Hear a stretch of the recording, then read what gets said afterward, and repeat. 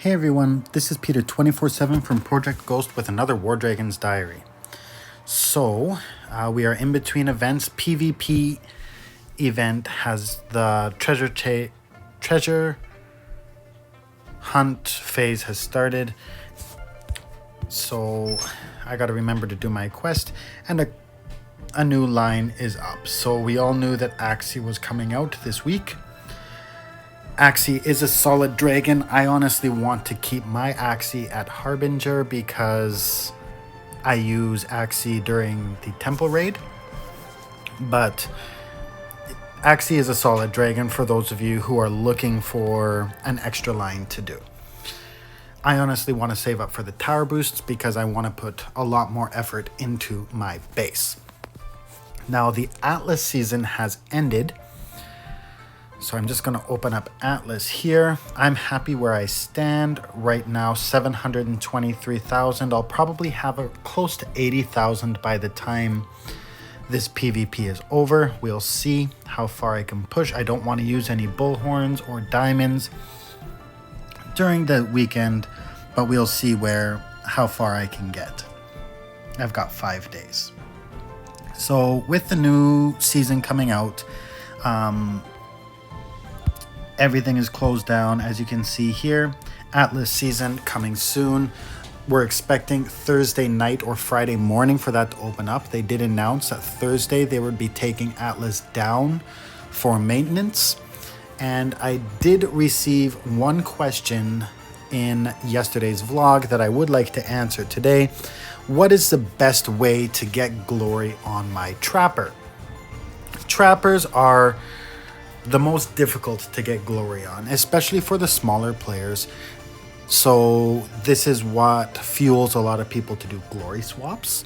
Though I do help organize glory swaps for people at times, I don't think it is the most efficient way to get glory. Not only is the permanent loss of troops more than you would usually use going out and farming, it kind of takes people away from the real point of the game and the real point of your troops. But I will let you know what I think is the best way to get glory for your trapper. So if you don't have a base that's big enough, but you do have the dragon power to take someone down, when you're defending a castle, you can always trap Primarchs that are smaller than you. So you want to be trapping Taunters, Destroyers, and possibly other trappers, forcing them to hit you. Some people, or most people, won't be foolish enough to hit your trapper with their trapper, but hey, I've seen it happen before. So especially with the new mechanics that PG is adding to Atlas, where smaller players getting hit by much larger players, if you have a trapper, you'll still get glory. Yes, it's not going to be the best glory, but you'll have 90% revives if the player hitting you is big enough. So being active on defense, trapping Primarchs as they come is one way to get glory. Another way, hitting Primarchs with your trapper. You can go to other castles, and there are times where you'll see people parked on castle with siegers. I actually saw someone parked with 23,000 troops on a sieger the other day. I didn't go and hit it, I'm done the season. But using your trapper to hit one of those Primarchs is an efficient way to do it as well. Once again, I have made tutorials about how to effectively glory hunt, and I've also made tutorials regarding each Primarch type and what Primarchs you want to be hitting with each different type of Primarch. You can check out the tutorial series on my channel. I can post it in the notes as well. But there's this fancy schmancy Primarch search tool that you can always use. So if you're hunting with your trapper, you could always do this. Pick any level of sieger and you search the map for something to hit. Once you find something to hit, if you click on it, you find it, you see this is an access castle with a sieger on it, you would open it up. Look here, there is a couple taunters, but you could bring 5,100 troops to this castle and still hit that sieger. And then it's a level 2 castle, so by the time you're done that run, you could probably even pull off.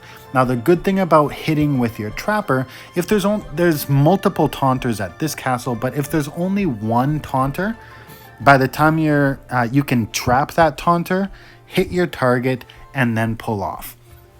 So there's lots of different things you could do to go around. Now, another option with the trapper, trappers traditionally cannot have as many troops as all of your other Primarchs. The bigger the trapper gets, the more troops you can put on it. Mine is an expert silver 2 trapper, so I can put 80,000 troops on it. Now, when my trapper was silver 2, to level it up, I was going to level 2 castles and hitting the guard. So there's a lot of castles and a lot of people who don't traditionally don't tend to set up their castles properly. Let's look at any given castle.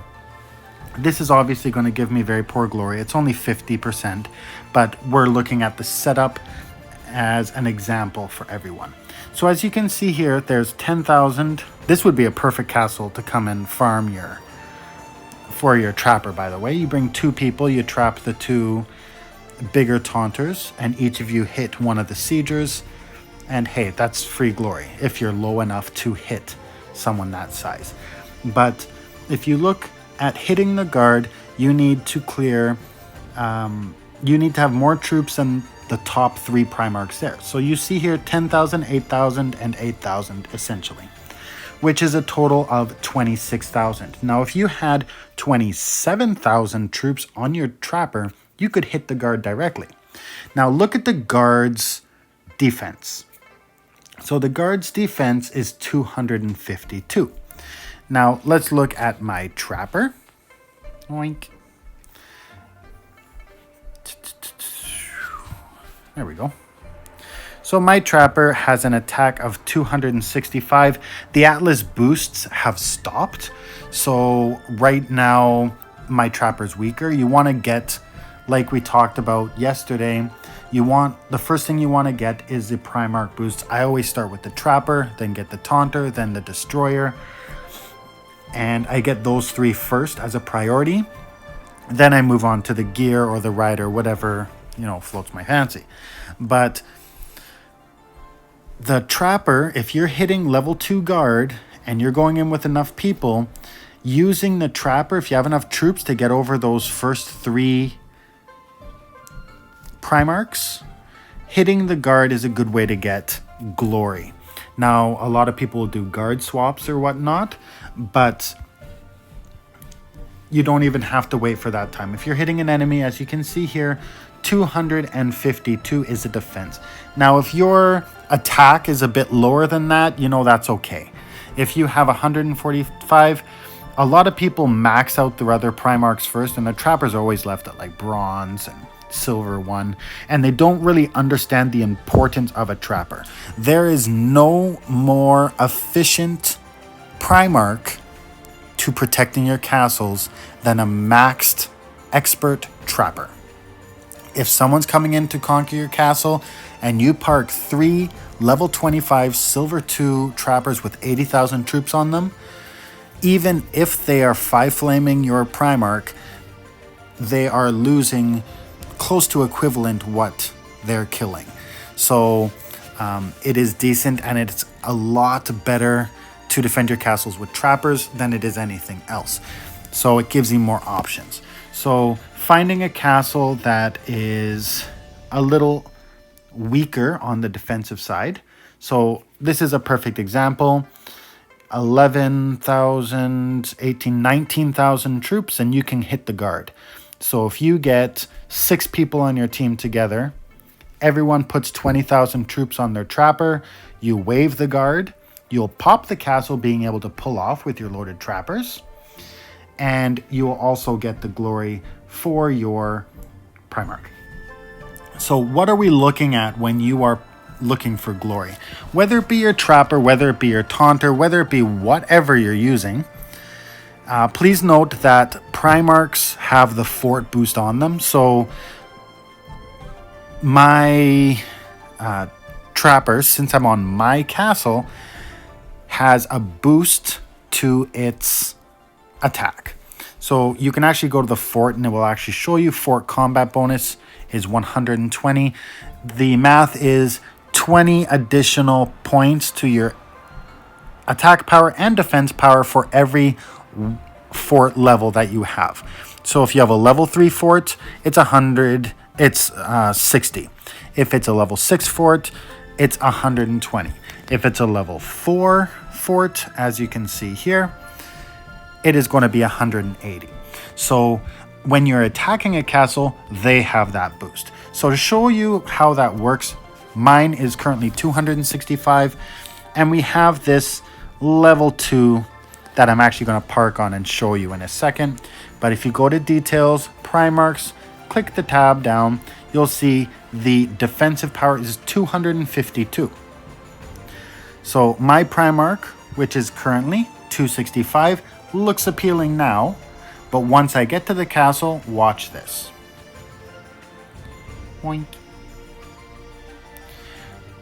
Now that I'm on their castle, my attack has dropped to 145. So before you go to the castle, if you want to see the difference in attack power versus the defense power of what they're having, you look at the castle, look at the stats, you fly to a neutral zone. Let's see if I can find one here. There we go. Fly to a neutral castle. And if you open it up, it will show you what your attack will be if you go onto an enemy's castle. This will include your seasonal boost.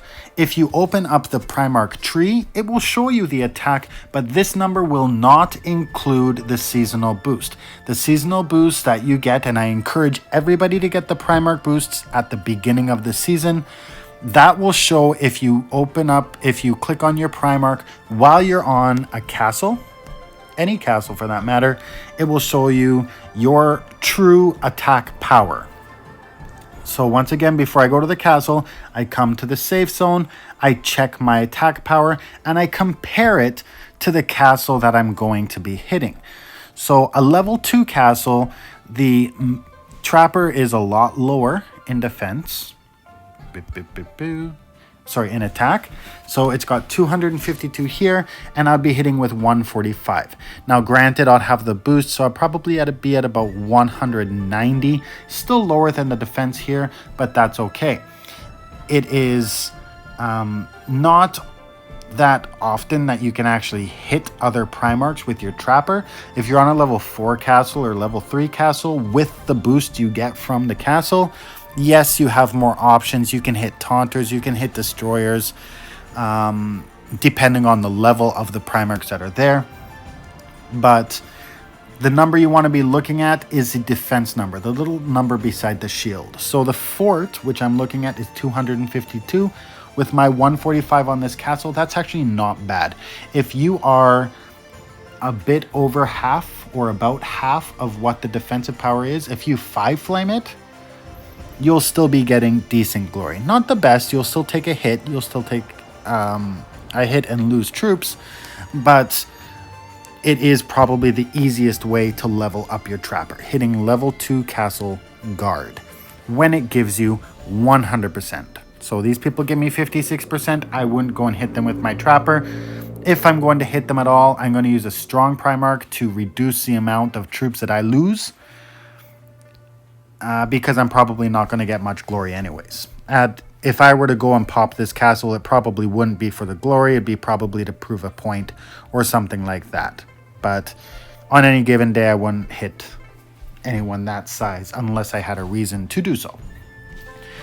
So finding castles that are exposed, going in groups so you can go together and one-shot the guard and then pull off as you can.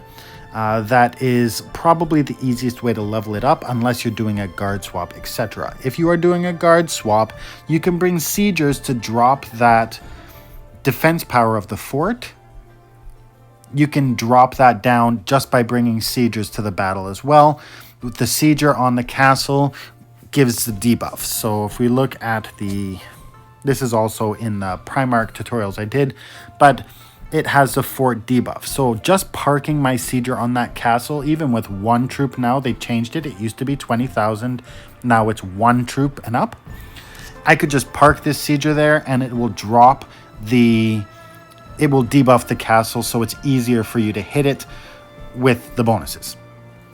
So basically, that's what I think is probably the best way outside of guard swaps to max out your trapper. Once again, a level 2 castle. Level 3 is a little too big. And remember, regardless of your level, if you're flying a level 2 castle guard, I think the towers are like level 29 or something. And even your really small players can do it. So if you are ambitious and you can actually get out there and hit guard at some point on a level 2 or level 3 castle, hitting the guard is an easy way to get quick and easy glory. If you see a level 4 or level 5 castle, do not hit the guard unless you're confident that you can clear the base. Clicking on the fort, you'll be able to see what it is. On a level 4 and level 5 castle, there's a marshal. Do not go and randomly hit this castle, because you will not only upset and possibly encourage retaliation on your team from the most likely bigger team than you, you would also be flying against a massive marshal base. So if you look at this fort is not the typical generic marshal or castle guard base. It is a level 706 player base that you would have to fly. So this is why most of the biggest battles and most difficult battles happen on the level 4 and level 5 castles, because of that Primarch boost and because of the martial base. So make sure you're looking at your level 2 castles and your level 3 castles, or for hitting the level 2 castles for hitting the castle guard with your trapper, or using the Primarch tool and looking for siegers and hunting down what you could possibly hit. And that is what I think about that. So once again, thank you for the question. I hope I answered it. Didn't mean to ramble too much. And I hope you guys enjoy PvP. I'm going to take a break. I'm going to take a rest. And I will talk to you all later. Thanks for watching. Bye for now.